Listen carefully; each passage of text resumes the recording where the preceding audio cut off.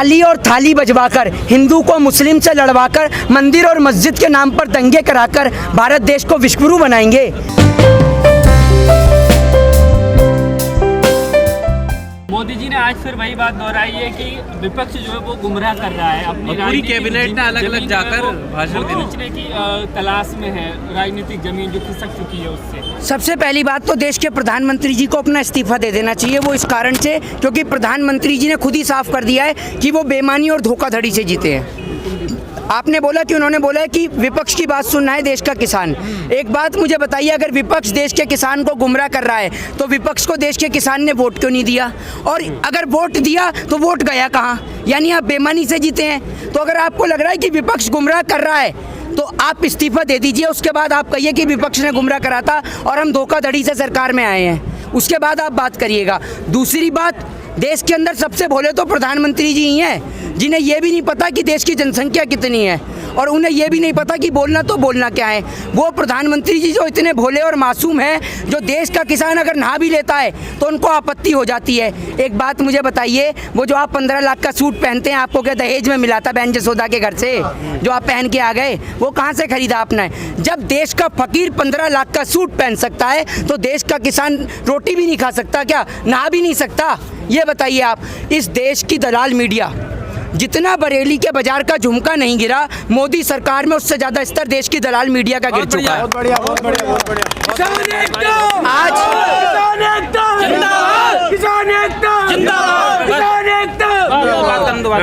आज आपने देखा होगा कि स्कैम घोटाले में, टीआरपी स्कैम घोटाले में आज एक को व्यक्ति को अरेस्ट किया गया है। आपने देखा। जब आप एक बात मुझे बताइए, इस देश की मीडिया टीआरपी बढ़ाने के चक्कर में कश्मीर से कन्याकुमारी तक पूरे देश में दंगे करा सकती है।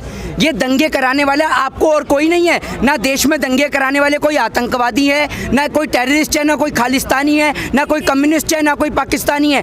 अगर देश में कोई दंगे कराने वाला है तो वो इस देश की मीडिया है। ये सिर्फ इतना बोल देते हैं, सूत्र के हवाले से पता चला है। इनके सूत्र ही ढूंढते रहो, सूत्र कहाँ हैं? इनके सूत्र के नाम से पूरे देश में दंगे हो जाते हैं। आज देश का किसान सड़क पे बैठा हुआ है और अगर इनके अंधभक्तों से पूछ ले कि इस बिल से क्या क्या फायदे हैं तो पता है क्या बता रहे हैं? अगर ये बिल लागू होगा तो पाकिस्तान हमारे ऊपर अटैक करना बंद कर देगा, चाइना अटैक करना बंद कर देगा। ये बिल के फायदे बता रहे हैं। दूसरी बात, जिस देश का सिपाही अपनी भारत माँ की हिफाजत के लिए सरहद पे खून बहा रहा है और दूसरी ओर देश के प्रधानमंत्री जी वहाँ जाके बिरयानी खा रहे हैं, ये कहाँ तक ठीक है?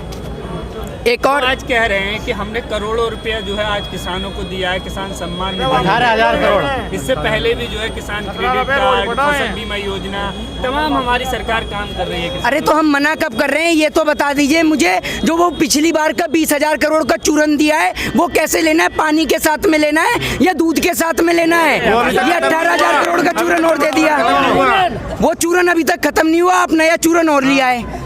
आप एक बात बता दूं मोदी जी, पूरे देश को जो आप ये टोपी पहनाने में लग रहे हैं ना, वो दिन दूर नहीं है कि जब देश की जनता आपको ढूंढेगी और ऐसे ढूंढेगी कि आपको जगह नहीं मिलेगी छिपने के लिए। देश की जनता को उतना ही पागल बनाइए, उतना ही मूर्ख बनाइए जितना कि वो बन सके। इतना मत बनाइए कि देश की जनता का विश्वास ही उठ जाए आपके ऊपर से।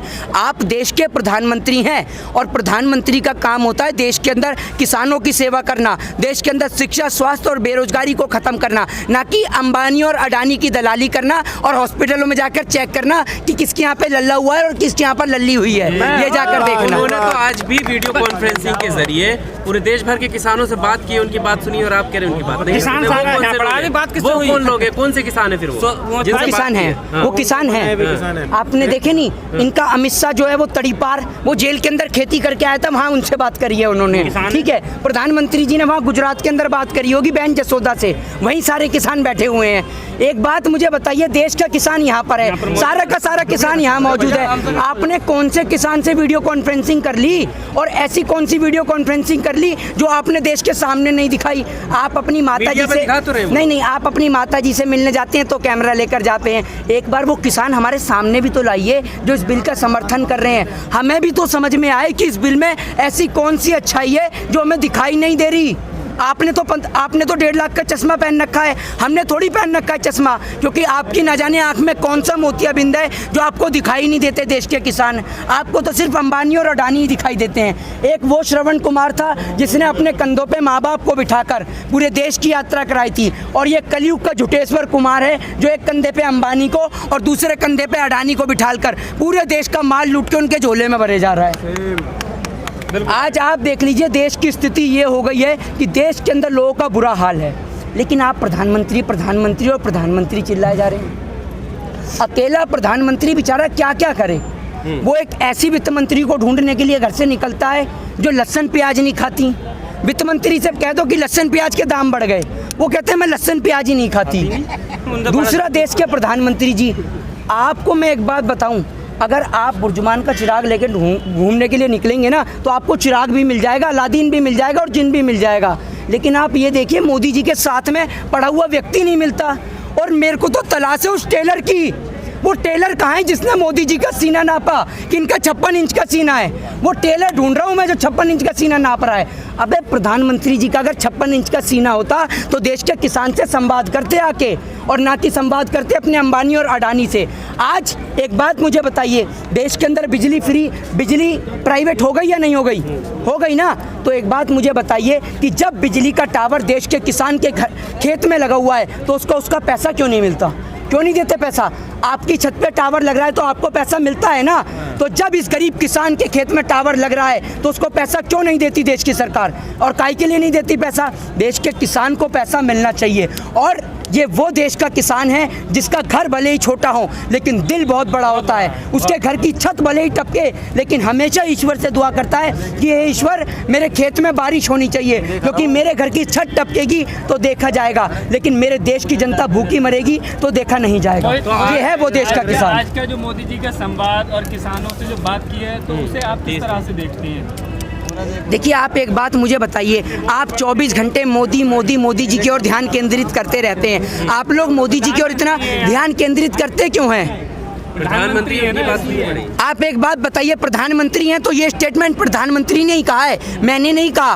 कहाँ गए उनके 15 लाख 2 करोड़ रोजगार, किसानों की दुगनी आय, किसानों की कर्ज माफ़ी, कहाँ है वो सब? आपने पूछा कि मोदी जी वो जो आपने 100 स्मार्ट सिटी बनाई है वो धरती पे ही बनाई है या चांद पे बनाई है जो दिखाई नहीं देती? आपके नेता कहते थे कि नोटबंदी से इतना काला धन आएगा कि काले नोटों का ढेर लग जाएगा और आप चांद तक पहुँच जाएंगे। पहुँच गए आप चांद तक? कौन कौन चांद तक पहुँच गया मुझे बता दो। तरफ अग्रसर है तो वो लोग काम करेंगे ना, विश्वगुरु बनाना है, देश विश्वगुरु बनना। ताली और थाली बजवाकर, हिंदू को मुस्लिम से लड़वाकर, मंदिर और मस्जिद के नाम पर दंगे कराकर भारत देश को विश्वगुरु बनाएंगे?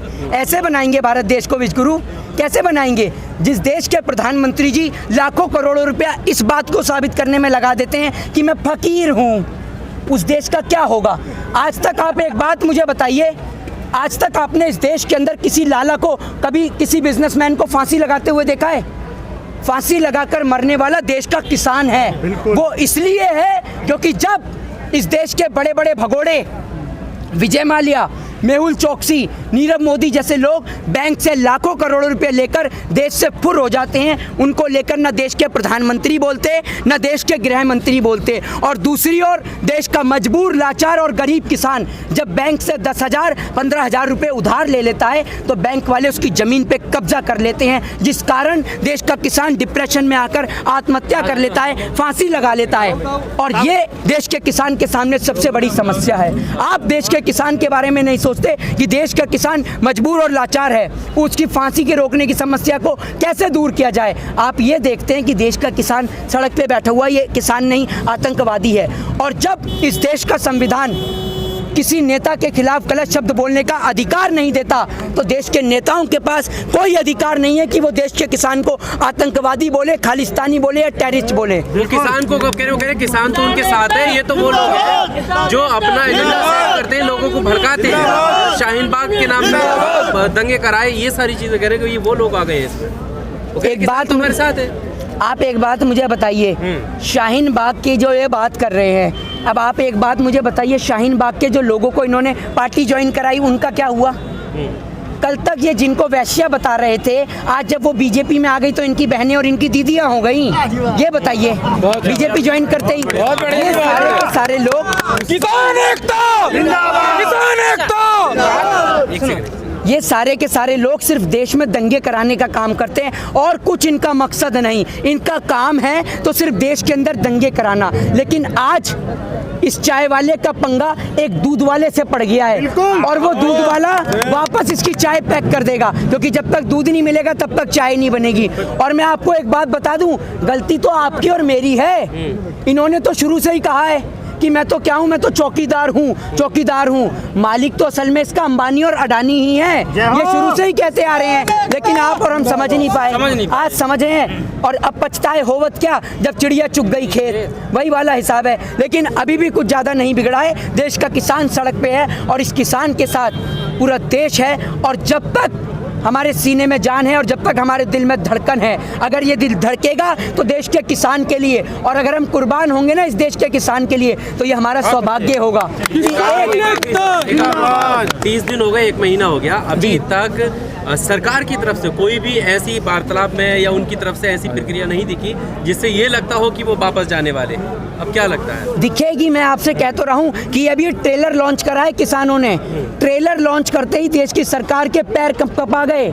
जब गेहूं की बुआई का काम पूरा होगा ना, जब सारा का सारा किसान आपको बॉर्डर पे नजर आएगा, तब आपको सिर्फ अलग से दिखाई देंगे आपके वो हाफ निक्कर पैंट वाले जो आज पैंट में आ चुके हैं, वो और आप ही नजर आएंगे अलग से। बाकी सारा का सारा देश के किसान के साथ खड़ा नजर आएगा और सरकार आदर सम्मान के साथ दोनों हाथ जोड़ के देश के किसान से माफी मांगेगी और अपने इन तीनों काले कानून को वापस लेगी और नतमस्तक होगी देश के किसान के आगे।